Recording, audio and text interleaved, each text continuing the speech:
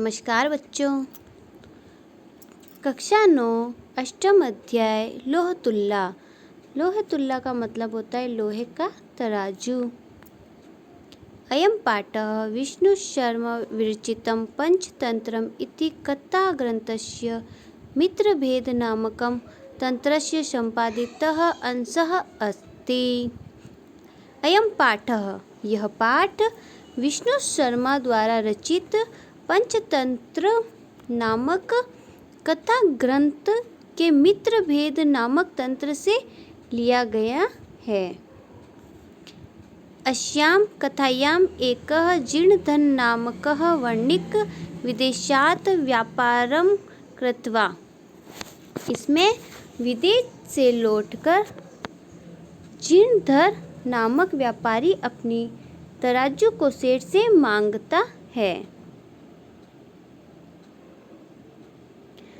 प्रत्याव्रतः संरक्षित न्यास रूपेण धृत्वा तुलां धनिका याचते। वह अपनी सेठ से तराजू मांगने के लिए आता है। परश्च सः धनिका वदति यत् तस्य तुला तु मूषिकैः भक्षिता। पर वह कहता है सेठ के तराजू चूहा खा गया। तत्सः वणिक् धनिकस्य पुत्रं स्नानार्थ नदी प्रति नयति। ऐसा सुनकर जीर्णधर उसके पुत्र को स्नान के बहाने नदी पर ले जाता है। त्वं तत्र नीत्वा च सः एकस्यां गुहायां निलीयते। और वह नदी के तट पर ले जाने के बाद उसको गुफा में छिपा देता है। प्रत्यावर्तिते सति पुत्रम अदृष्ट्वा धनिकः पृच्छति मम शिशुं कुत्रासि। सेठ द्वारा अपने पुत्र के विषय में पूछने पर वह पूछता है कि मेरा पुत्र कहाँ है। तब वह जीर्णधर कहता है स वदति यत् तव पुत्रः शयनेन अपहतः। वह कहता है कि तुम्हारे पुत्र को बाज उठा ले गया। तदा उभौ विवदन्तौ न्यायालयं प्रति गतौ यत्र न्यायाधिकारिणः न्यायं कृतवन्तः। इस प्रकार विवाद करते हुए उभौ यानी दोनों, विवदन्तौ न्यायालयं प्रति गतौ यत्र न्यायाधिकारिणः न्याय कृतवन्तः। दोनों न्यायालय पहुँचते हैं जहाँ धर्माधिकारी उन्हें समुचित न्याय प्रदान करते हैं। आसीत् कस्मिंश्चित्ते अधिष्ठाने जीर्णधरो नामः वणिक्यपुत्रः। किसी स्थान पर जीर्णधर नामक व्यापारी का पुत्र था। सः च विभववशात् देवान्तर गन्तुमिच्छन् व्यचिन्त्यत। सः च और वह विभववशात् धन के अभाव से देशांतरम दूसरे देश को जाने की इच्छा रखकर सोचता है। यत्र देशे अथवा स्थाने भोगाः भुक्ता स्ववीर्यतः। जिस देश में अथवा जिस स्थान में अपने पराक्रम से भोग भोगे जाते हैं, तस्मिन् विभवहीनो यो वसेत स पुरुषात् धामः। उसमें जो धनहीन रहता है वह नीच पुरुष होता है। तो जीर्णधर मन में सोचता है कि जिस देश में अथवा जिस स्थान में अपने पराक्रम से भोग भोगे जाते हैं, उसमें जो धनहीन व्यक्ति होता है वह नीच पुरुष होता है। जो धनहीन होता है, जिसके पास धन का अभाव हो, वह नीच पुरुष कहलाता है, यानी वह छोटा व्यक्ति कहलाता है। तस्य च गृहे लोहघटिताः पूर्व पुरुषोपार्जिता तुला आसीत्। और उसके घर में पूर्वजों के द्वारा पूर्वपुरुषोपार्जित यानी पूर्वजों के द्वारा अर्जित लोहे से बनी तराजू थी। ताम च कस्यचित् श्रेष्ठिनोः गृहे। वह उसको किसी श्रेष्ठिनोः गृहे किसी सेठ के घर में निक्षेपभूतां कृत्वा देशान्तरं प्रस्थितः। धरोहर के स्वरूप रखकर दूसरे देश को चला जाता है। कृत्वा देशांतर प्रस्थित यानी दूसरे देश को चला जाता है। ततः सुचिरं कालं देशान्तरं यथेच्छया भ्रांत्वा पुनः स्वपुरम् आगत्यम्। फिर बहुत समय के बाद, सुचिरम कालः बहुत समय के बाद, देशांतरम यथेच्छया दूसरे देश में घूमकर, फिर वह दूसरे देश में इच्छा अनुसार घूमकर पुनः अपने नगर में आकर लौट जाता है। पुनः स्वरूपम पुनः अपने नगर में आता है। श्रेष्ठिनम अवदत्त और उस सेठ के पास आकर बोलता है, वो श्रेष्ठिन है सेठ, दियतामेशा निक्षेपतुल्लाह धरोहर के रूप में रखी हुई मेरी तराजू दे दो। सो अवदत् भो नाशित सा त्वय्याः तुल्ला मुशिके भक्षिता इति। वह बोला, वह नहीं है। नाशित सा यानी नहीं है। त्वद्या यानी तुम्हारी, तुल्ला मशुके तराजू जो थे वह चूहे खा गए। जीर्णधर अवदत्, जीर्णधर को समझ में आ गया कि वो झूठ बोल रहा है। जीर्णधर शांति से प्रेम पूर्वक उसे कहता है, वो श्रेष्ठिनः नाशित दोषते, वह नहीं है। वह जोर से कहता, वह नहीं है। नाशित दोषते यदि मुशिके भक्षिता है सेठ, तुम्हारा दोष नहीं है यदि चूहों ने खा लिया। वो कहता है कि तुम्हारा दोष नहीं है यदि चूहों ने खा लिया। वो प्रेम पूर्वक उससे कहता है क्योंकि वह उसकी चालाकी समझ गया। ईदृशः एव अयं संसारः, यह संसार ऐसा ही है। न किश्चिदत्र शाश्वतमस्ति, यहाँ कुछ भी शाश्वत नहीं है। पर हम नदाम स्नानार्थ गमिष्यामि, परंतु मैं नदी में स्नान के लिए जाऊंगा।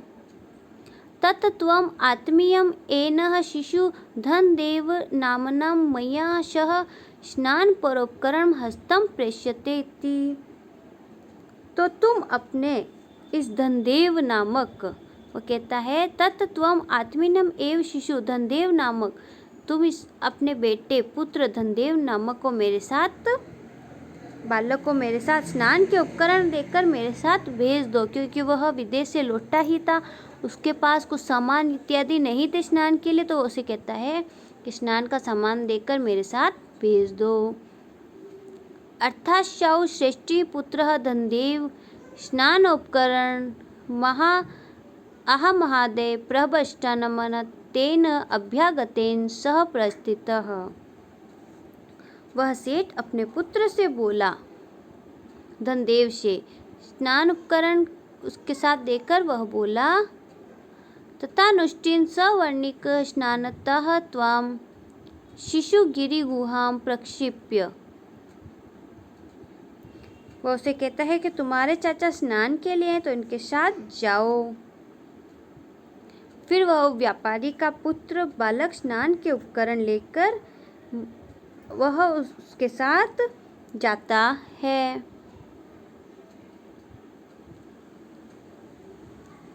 तद्द्वारा बहत शिल्या आगच्छत सत्वर्त गृहमत्तम।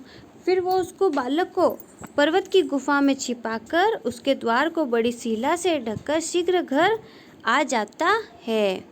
सत्वत ग्रह गच्छ में शीघ्र घर आ जाना। सह श्रेष्ठी पुष्टवानः, और उस व्यापारी के द्वार पर उस व्यापारी के घर चला जाता है। व्यापारी द्वारा पूछा जाता है कि अतिथि भो अभ्यागत कथ्यमता कुत्र में शिशु।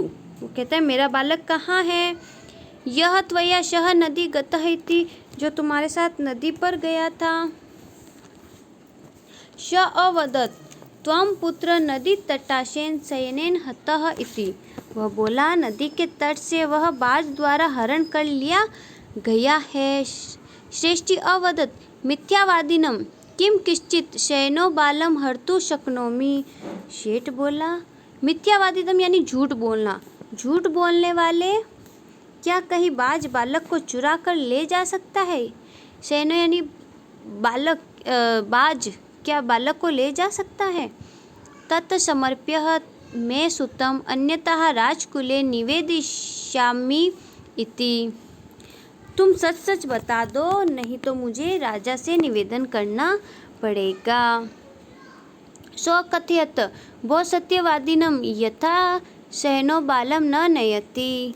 वो बोला, है सत्यवादी, जैसे बाज बालक को नहीं ले जाता तथा मुष्यकाः अपि लोह घट्टिका तुला न भक्ष्यन्ति, वैसे ही चूहे भी लोहे से निर्मित तराजू को नहीं खा सकते। यदि दारकेण प्रयोजनम इति।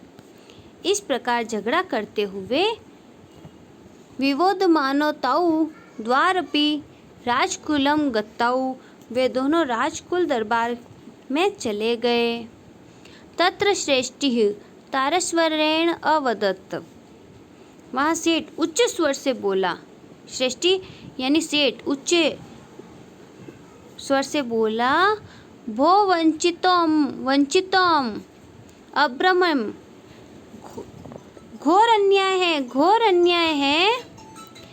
मेरा अनेन चोरेण मम शिशु अपतः इति। मेरा पुत्र इस चोर द्वारा चुराया गया है। अथ धर्माधिकारिणः तम अवदत्।